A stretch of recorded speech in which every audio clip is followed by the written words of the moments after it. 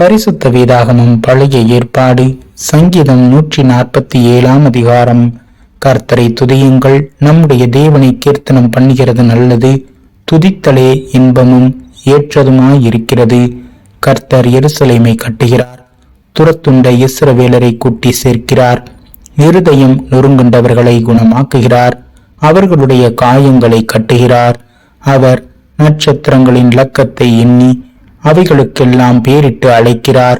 நம்முடைய ஆண்டவர் பெரியவரும் மகா பலமுள்ளவருமாயிருக்கிறார், அவருடைய அறிவு அளவில்லாதது. கர்த்தர் சாந்த குணம் உள்ளவர்களை உயர்த்துகிறார், துன்மார்க்கரை தரை மட்டும் தாழ்த்துகிறார்.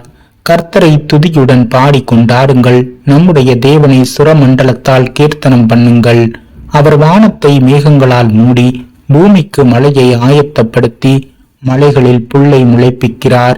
அவர் மிருக ஜீவன்களுக்கும் கூப்பிடுகிற காக்கை குஞ்சுகளுக்கும் ஆகாரம் கொடுக்கிறார். அவர் குதிரையின் பலத்தில் விருப்பமாயிரார், வீரனுடைய கால்களில் பிரியப்படார். தமக்கு பயந்து தமது கிருபைக்கு காத்திருக்கிறவர்கள் மேல் கர்த்தர் பிரியமாயிருக்கிறார். எருசலேமே, கர்த்தரை ஸ்தோத்தரி, சீயோனே, உன் தேவனை துதி. அவர் உன் வாசல்களின் தாழ்பால்களை பலப்படுத்தி உன்னிடத்தில் உள்ள உன் பிள்ளைகளை ஆசீர்வதிக்கிறார். அவர் உன் எல்லைகளை சமாதானம் உள்ளவைகளாக்கி உசித்தமான கோதுமையினால் உன்னை திருப்தியாக்குகிறார்.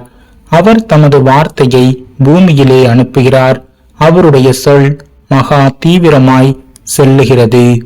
பஞ்சை போல் உறைந்த மழையை தருகிறார், சாம்பலை போல உறைந்த பனியை தூவுகிறார். அவர் தமது கல்மலையை துணிக்கைகளாக அனுப்புகிறார், அவருடைய குளிருக்கு முன்பாக நிற்பவன் யார்? அவர் தமது வார்த்தையை அனுப்பி அவைகளை உருக பண்ணுகிறார், தமது காற்றை வீசும்படி செய்ய தண்ணீர்கள் ஓடும்.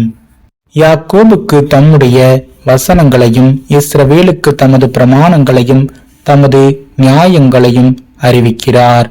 அவர் வேறே எந்த ஜாதிக்கும் இப்படி செய்ததில்லை. அவருடைய நியாயங்களை அறியாமற் போகிறார்கள். அல்லேலுயா.